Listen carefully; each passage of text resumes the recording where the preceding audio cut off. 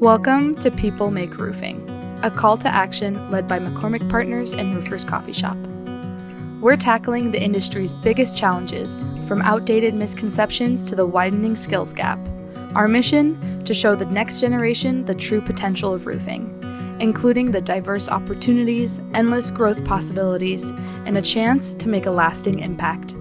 Join us as we share unfiltered stories from industry professionals across North America, inspiring and guiding the future of roofing. This is People Make Roofing. Hello everybody, I am Luke McCormack, CEO of Roofing Talent America and co-host of People Make Roofing. And I'm Heidi Ellsworth, president of RoofersCoffeeShop and co-host of People Make Roofing. And we are so proud to be here today because this is all about bringing thought leaders, just the most amazing people who are in roofing to talk about why. And we have one of the best here today. That is Charles Antis. Charles, welcome. Thank you, Heidi. We get to do this again. And Luke's here. I'm excited. So good. Can you introduce yourself for those few people who don't know you? Tell us about you and your company. Yes, I'm Charles Antis, and I'm the founder. And some people call me CEO, but I call myself the Chief People Awakener here at Antis Roofing. And we're a roofing company here in Irvine, California, serving all of Southern California in the HOAs. If you live in a homeowners association and you vote on your roofing as a whole, then you've seen our trucks there. But we know why we exist, and you'll see it in our marketing. We exist to keep families safe and dry. And when you know why you exist, you're able to really perform in this beautiful trade as old as time when there's 200,000 parts on the average roof we install. There's this beautiful thing that happens when purpose is there, and we've got it here at Antis, and I know we're going to talk about that, and I'm excited. Well, Charles, thank you for joining People Make Roofing for the second time. Special one for me because you were one of the first people in the industry, Charles, that had put your arm around me and gave me a step up. And, which started as a friendship. Antis has become a client of Roofing Talent America. And, we love working with Antis and I love spending time with you. So very excited to get into it. I'm excited as well. And I know, look at Heidi. She looks like a tree, flowing light and goodness. That's it. I just came from the trees out in the forest and, it just kind of flows with you no matter where you go.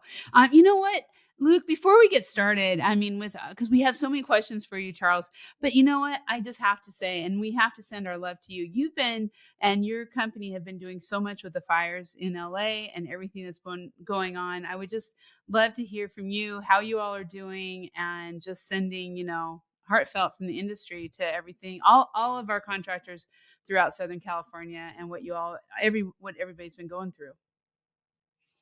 Wow. Well, thank you for starting with that. I think that's an appropriate thing to start with. I can tell you right now, at one point in time, how I'm feeling about that. And I love that you brought that up because this weekend, my family had planned a trip and it was the first weekend over the last 3 that I didn't go up to LA like I did the weekend before on Friday and Sunday, bringing food to the families and all the first responders. And instead I went to, we went to a planned trip to San Francisco to take the twins, Charlie and Gracie, to see San Francisco the first time and also to go to the Lakers game. The Lakers were playing the Warriors Saturday night. And so I'm really aware that there's my team's going out on Sunday again, and I'm not with them. But there's that balance that you hold it. And my intention was with them. And again, I'm feeling like a little bit bad I'm not there. Because these families, when you see them inside the shelters, there's this stress and this dishevelment, and the fathers were not only do they not know where their next meal is coming from, they don't know where they're going to sleep at night. And you see it over and over again. You hear their stories, and so I feel bad that I'm not there. And I walk inside this arena, and all of a sudden the ushers start handing everybody these placards because the Warriors were playing the Lakers, who were coming from Los Angeles. They gave every 50,000 people inside that stadium in the Chase Arena, they gave him a chance to write down the family of the fire victim, that they know that lost their home. And it was so touching to see the Jumbotron in that moment when we lifted up our placards, and I couldn't wait to do it because that was the moment I was giving back something. And I wrote down, I know a lot of families, but I wrote down the LA Ronald McDonald House families, that are trying to be close to their kids that are sick in the hospital. I wrote down them because they were transplanted. They had to get moved to our Ronald McDonald House in Orange County. So I wrote down them, and then I was up there, and I did it. And then the next thing you know, my Don's nudging me. He says, "Honey, look, you're on the Jumbotron." And there I was holding up the placard for Ronald McDonald House families, and even though I wasn't there, I almost felt like my big intention, like it does, like the way our big intentions to lift roofing, that roofers stop hiding their hands in their pockets, that roofers go, "Wow, look at me. I am a provider of shelter. I am a badass." I mean, that's what's happening. And so I'm sorry, I got excited telling you that story. Let's get back to the podcast. Oh, thank you. Good. It's a very important story, Charles. Thank you for sharing. And, when I first heard about who Charles Antis is, and Steve Little, who was our last interview, Heidi, he said this as well. And I told Jay this. So this goes back to how humble you are, because you didn't even tell Jay this. Jay Golden, the storytelling master. Is that you're talking about? Jay Golden, retellable, the man. Steve had said to me that you single-handedly had got the roofing industry to adopt the Ronald McDonald charity, and in turn provided hundreds of places to keep underprivileged families safe and dry. And it was all you that done it. And when I came into the industry, Charles, I thought this was, I know it's an alliance-led initiative, but I thought it was a big group of people that got together. We need to do something, but it was one man, and it was you. And from everything I've ever known about you, it's all about giving back. It's about the community. It's about, so much more than just yourself. And when I think of Charles Antis, that's what I think. So from the industry, thank you. Well, I thank you. That's so nice of you to say it that way. But, it was, if there's a lot of people that heard Charles single-handedly did this. I was the one that called 300, like Bill Good. What's he saying? What's Allison LaValle saying? But there wasn't, I did present the concept, and I was all in, and I was willing to tell the stories, but there was something really unique about Steve's perspective, why he would say that. Steve met me right after Heidi met me. Heidi met me at a build, on a Rebuilding Orlando build 8 years ago, when I decided I wanted to get involved in the industry. She was there at this day before the thing started event, and I met her. And that's when she said, get involved, go to the alliance, join the committees. And I did. And the next 6 months later, here I am in Chicago. And we're having my first ever committee meetings. And of course, I signed up for the Give Back Committee. I think it was called the, Community Committee. I don't remember what it was called. The Social Responsibility Committee. Of course, I joined that. Yeah, the Philanthropy Committee. And I joined that committee, and Steve was in the first meeting I walk into. And I walk into this meeting, and I don't know the cadence. You know how you go into any new organization, there's a certain cadence. You better know who's in charge. You better know how often you should open your mouth. But I had this big passion. We were trying to get this Ronald McDonald House. No, we didn't have the Ronald McDonald House yet. No, I wanted to show the industry what we could do together. And I walk in this meeting, and I said something like that. And the committee chair at that time, and I'm not going to out this person because she was an incredible committee chair. She was trying to be helpful, but she looked at me and she said, Mr. Antis, you're new here. And if you think there's going to be any major change in the short period of time, that's not what happens in this committee. We just might help get the word out a little better. And I didn't mean to. Looking back, I didn't know where I was. I didn't know the room yet, but I stood up and I said, ma'am, I want to tell you something. I joined this committee because I believe we can lift how we all see ourselves. I believe that my company, your company, we can create an initiative that will lift us all like a culture. And I sat down, and there wasn't another word said in the room. And I thought I'd lost everybody. I thought they were going to ask me not to come back. I thought this woman wouldn't love me, but let me tell you, she does. We became close. But it was Steve Little who, after the meeting, came up to me and he said, Charles, you're a disruptor. And I didn't know what this man who I didn't know, the first words he ever said to me, Charles, you're a disruptor. And I was like, I'm sorry. I didn't know what he meant by it. And I said, I said, I shouldn't have raised my voice up with this person. And he goes, no, you Open your mouth every time you have an intention like this, because you are a disruptor and it's a good thing and it's exactly what the industry needs. So Steve's point of view, I see why he said it, because I opened my mouth. It was just 6 months later, I called Bill Good and said, I got it. Let's provide the roofing services for all of the Ronald McDonald houses for fun and for free from coast to coast, so all those families can be safe, dry, and close to their sick kids when they need it the most. And Bill was the one, after a long pause, that said, Charles, I think this may work. And he's the one who made it work. Bill Good is the engine. I am the idea and the cheerleader. He is the engine. And so many Roofing Alliance members and National Roofing Association contractors, NERCA, say that, National Roofing Contractors Association members across the country. It's an amazing united thing. And because we as roofers are really exposed to this craftsmanship in providing shelter, the beauty of everything above overlapping everything below, and water flowing off a roof is beautiful to us. It's almost sacred. And we can't help but sometimes providing it for free.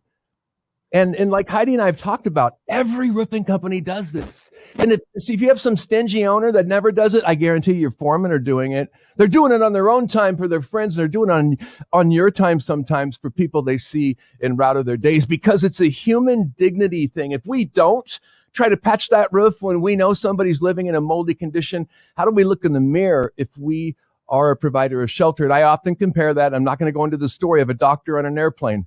I've been in that situation twice, and I've seen, after a long pause, when a doctor says, is there a doctor on board? I've seen the most competent medical professional in that plane. Takes a while to find out who he is. He stands up in the moment. He always does. And as roofing professionals have that same dignity, honor, almost a noble tradesmanship that I wear these lederhosen like they do in Germany. We don't have that, but I wear this Lobo patch on my arm.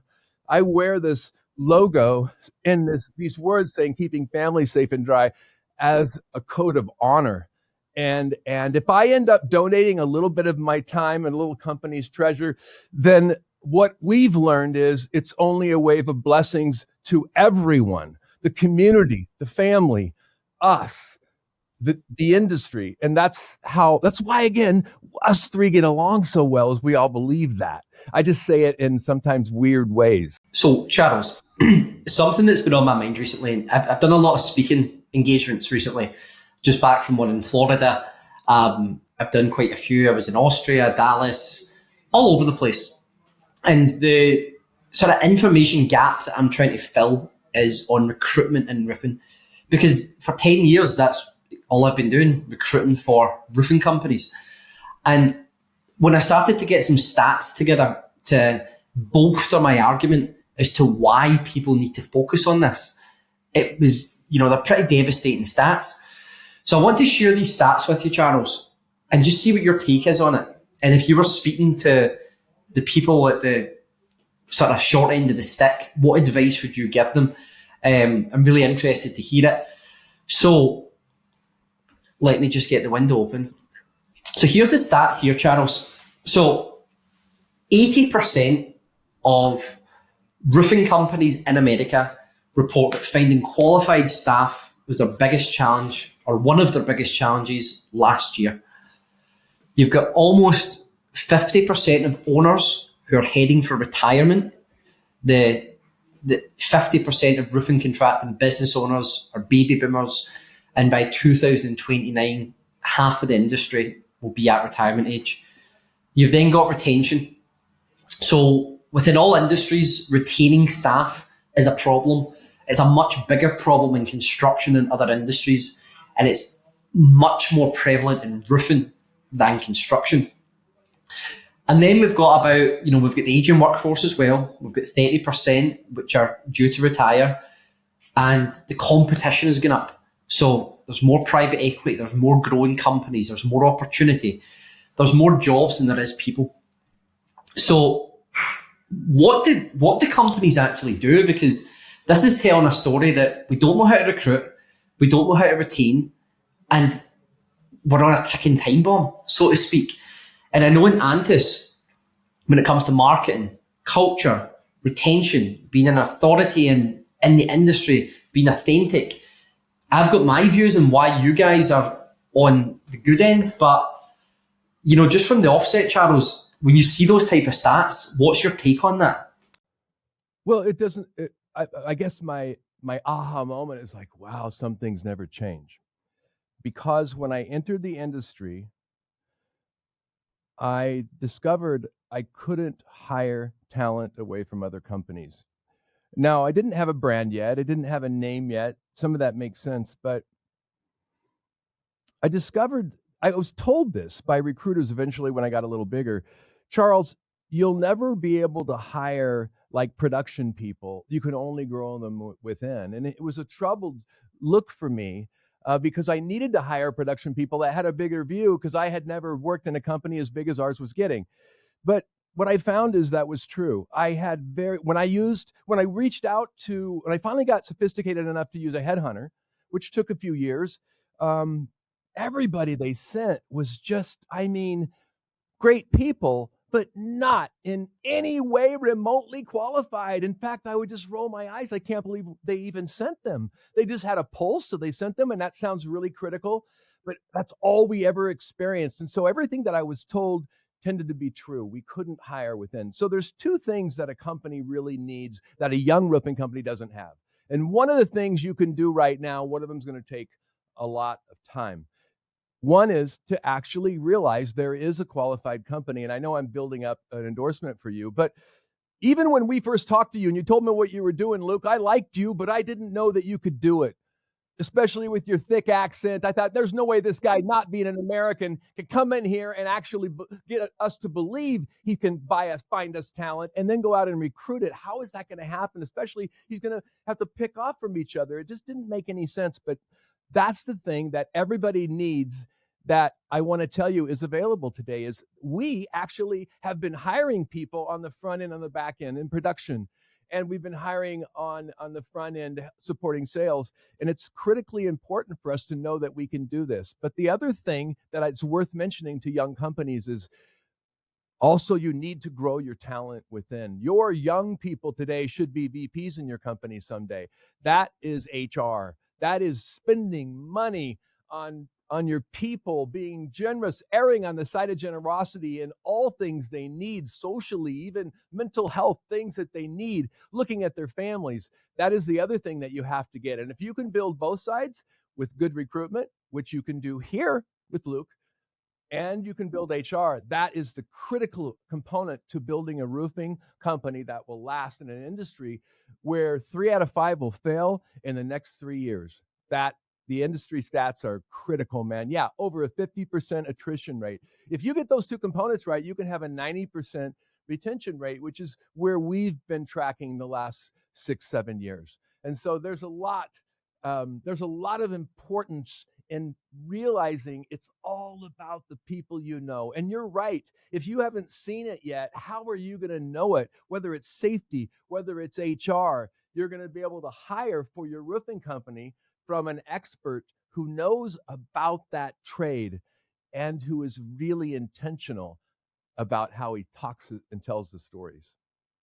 Thank you, Charles. I really appreciate that. Thank you. So one of the things that I see when I look at your business is, one, the employer brand, and two, the company brand. I remember when Susan actually first sent me the job description for, I think it was territory sales in LA. And it was such a breath of fresh air because it wasn't just a list of duties and responsibilities that a salesperson does. They already know that. You know, there was a story within it. You were speaking to them. It was benefits led. It was candidate led. And when it comes to marketing and branding in the industry, everyone knows who you guys are. Where was the tipping point where you seen the commercial benefit to, you know, putting all your marketing out there, giving back to the community, being active in the Alliance and the NRCA? Because I don't think a lot of people are aware of the commercial benefit. They think it's just giving back. And I know that you'll get a lot of personal fulfillment from that. But I'm really interested to hear that sort of tipping point for you when you realise that this is worthwhile and we'll continue to do it. And I mean everything from employer brand, company brand, to giving back, and particularly the Alliance and the NRC as well. So it'd be great to hear you speak on that, Charles.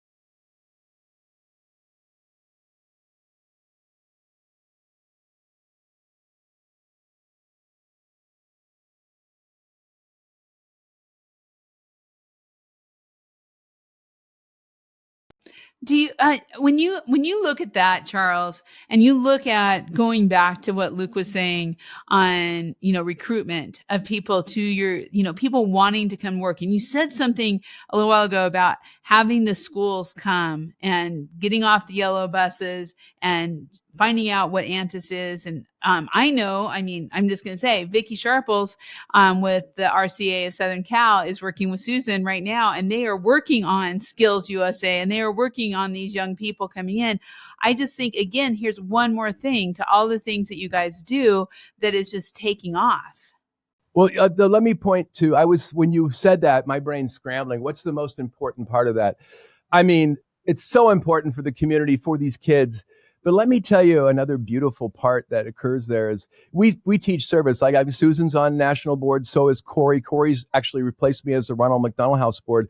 But it's not always easy to build the bridge of service opportunity to your to people born in foreign countries, your immigrant employees, sometimes first generation, and you have to work harder. And I think that's where we've had success. But that's the exciting part is it's lifting the kids, it's lifting the brand, it's lifting the ability to do this in school, but it's lifting my foreign-born immigrant employees in a way that nothing else does. I mean, I get all this joy serving on the National Roofing Contractors Association board. Oh my God, you should see Jesus, you should see Narciso, you should see Joaquin, all of them when they're up on, and they have those students up on the roof and they're teaching them the trade, and that student says, man, can I join today? I want to work in roofing.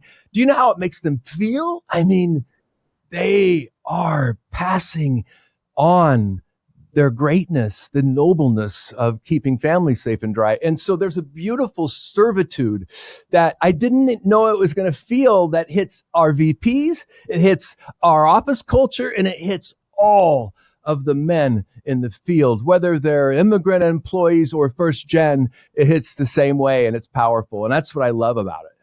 That's cool. I have not heard it that way before. That is cool, because just being at the IFD with the mentors, at the Young Roofers competition in Austria, that was what I saw there too, Charles, was just that the mentors mentoring the young men who were competing. There was just, there was this energy that was so awesome. And I hadn't kind of put that to what we're doing in the schools, the vocational schools, Skills USA, all of that. But you're right. It all goes together. Do you remember you seeing the same thing when Jesus, one of the same guys, went to Washington, and when he came back, and then all the men were so proud that he talked to congressmen, and it lifted our entire culture and how we held ourselves, how he sees himself, we don't always realize, but oh my God, we're seeing ourselves higher.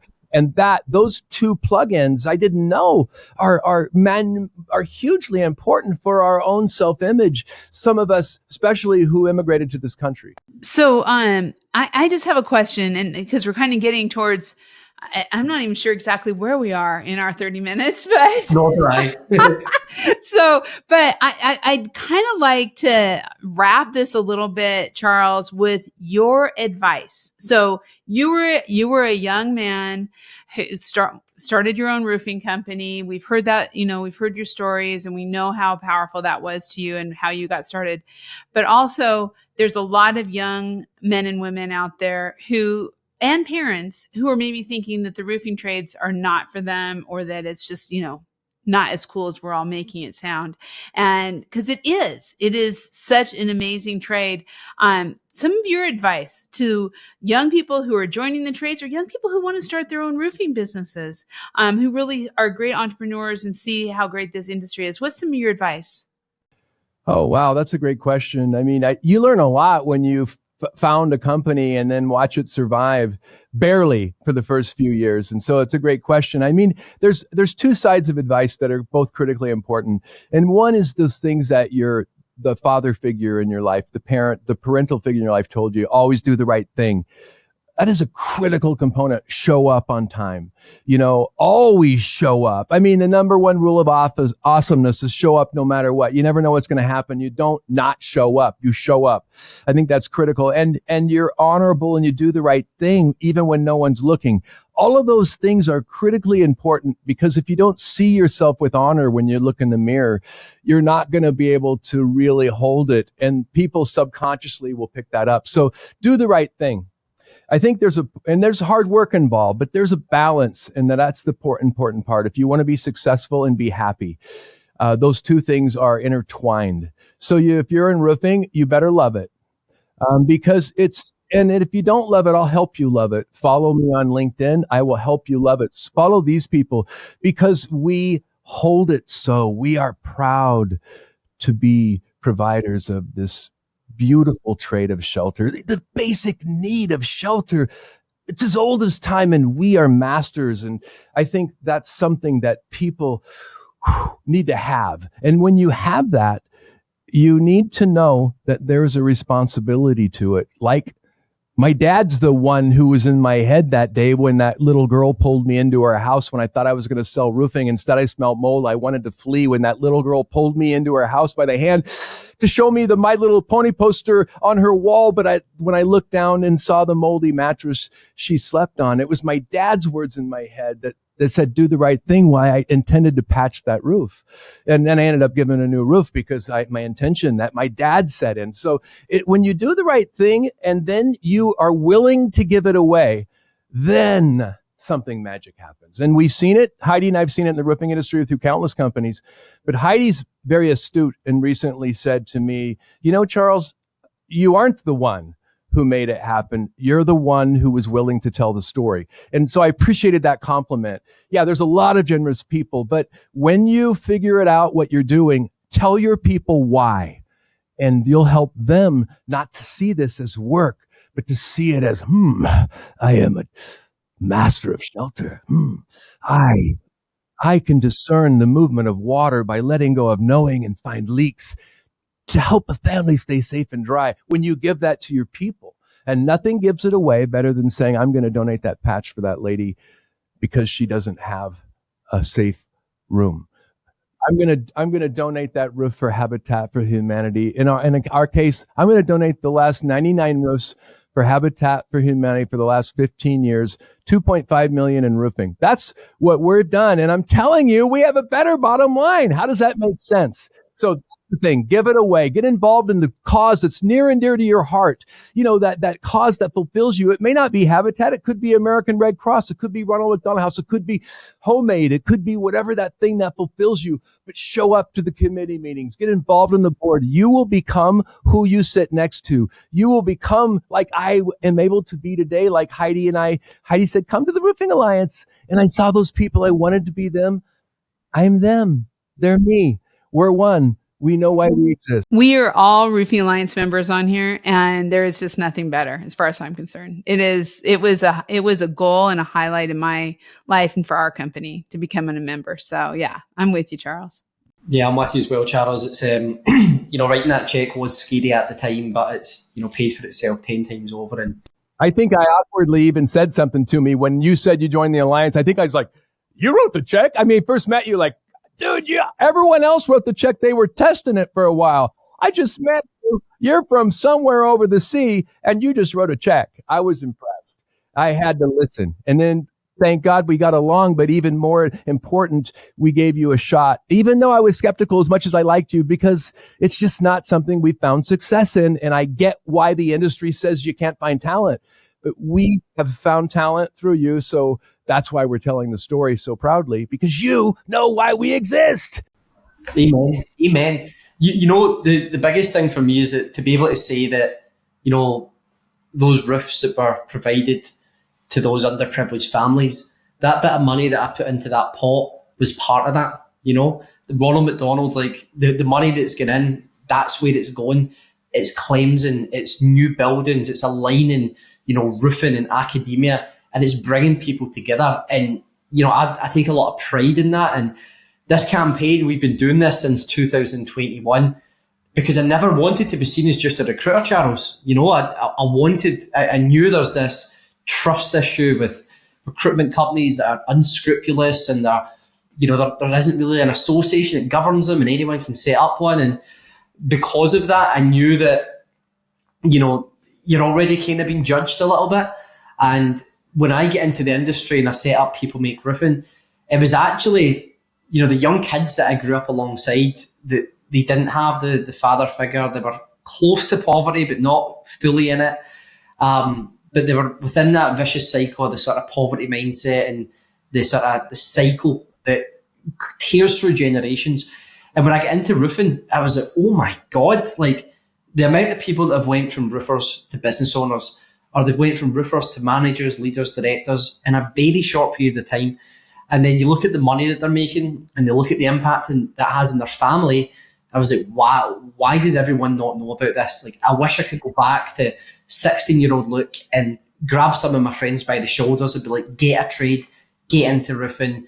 Your older self will thank you from it. And that's where People Make Roofing grew from. It was bring everything that I know in roofing and take it to these underprivileged, underrepresented young guys in Glasgow.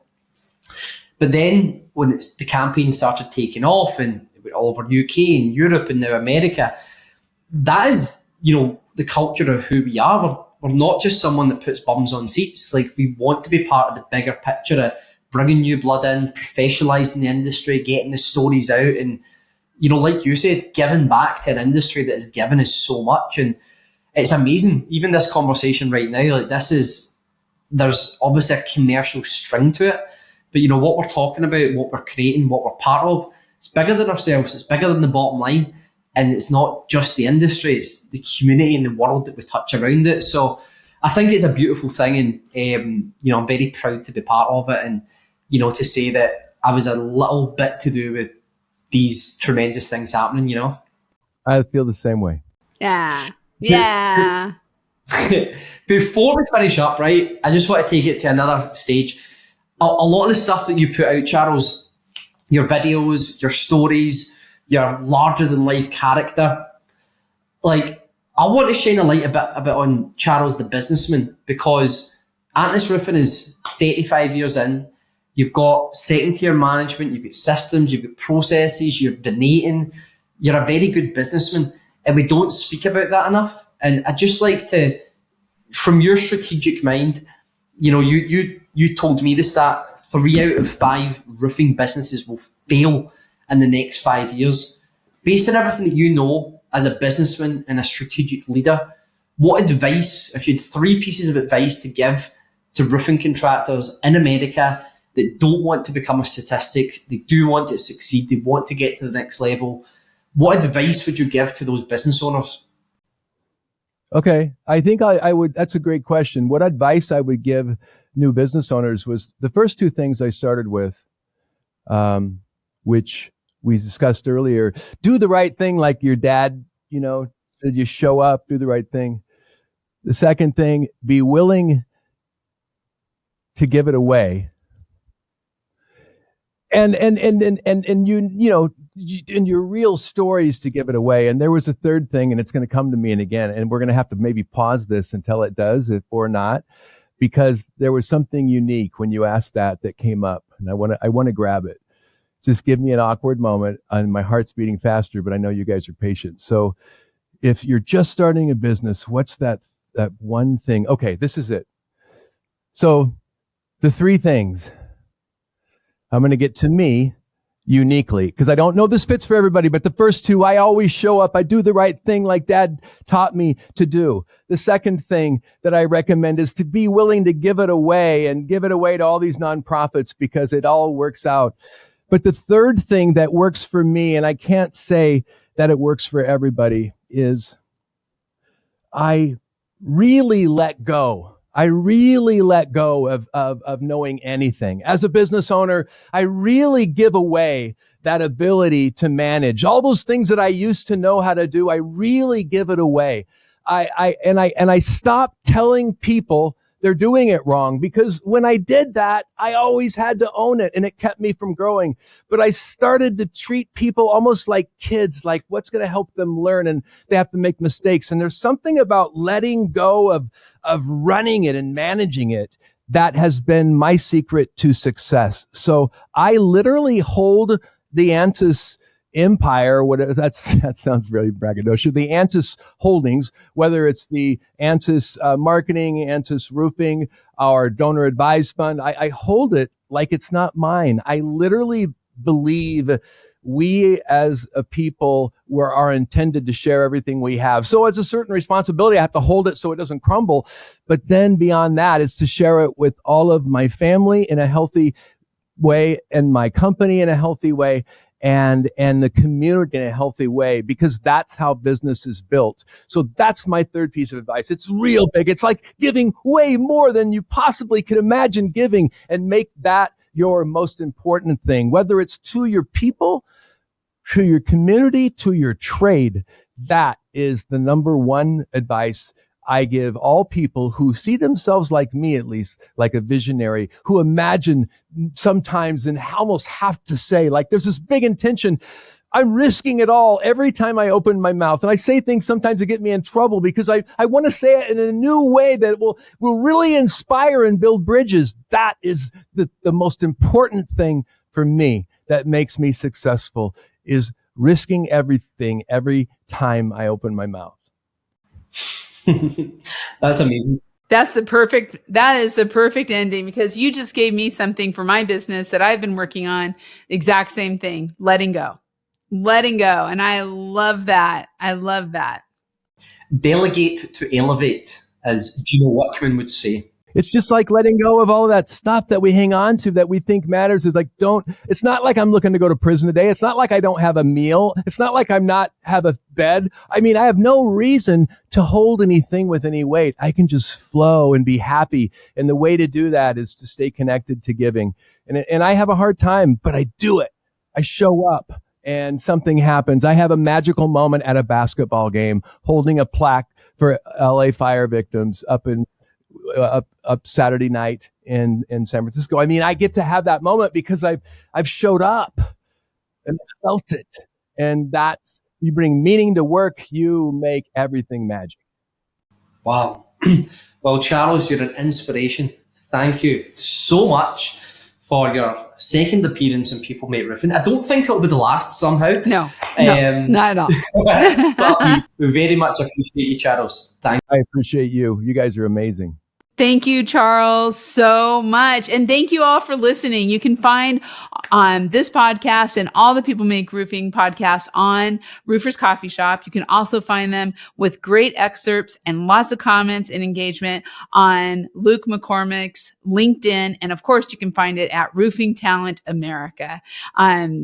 This is what we're hoping. So I hope everyone is inspired to join roofing, because I sure am. I would join all over again after today's podcast. So thank you so much. And thank you all for having a great day. Thank you, Charles. It's all about the shelter, baby. We got it. Thanks for listening to People Make Roofing. Together with McCormack Partners and Roofers Coffee Shop, we hope to shape the future of our industry. Share this episode and keep the conversation going, because people truly make roofing. Find more at RoofersCoffeeShop.com.